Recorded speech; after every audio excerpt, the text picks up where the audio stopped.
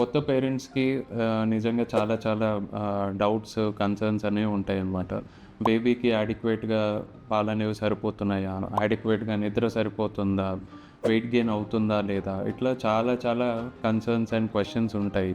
And definitely there is lot of information from the Google and from the grand parents and lot of pediatrician doctors also.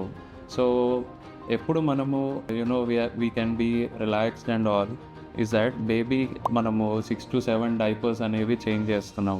And feeding ఇచ్చిన ప్రతిసారి baby హ్యాపీగా పాలు తాగి ఒక 20-30 minutes పడుకుంటున్నారు అంటే what ever breast feeding mother is giving is adequate for the baby. మనము చెకప్కి వచ్చినప్పుడు wait అనేవి చెక్ చేసుకుంటున్నాము. గ్రోత్ సెంటైల్స్లో మంచిగానే వెయిట్ గెయిన్ అయితే కనిపిస్తుంది అంటే we can be assured that whatever mother breast feeding is being given is adequate for the baby. New parent అయిన తర్వాత మీకు వచ్చిన బిగ్గెస్ట్ డౌట్ ఏంటి?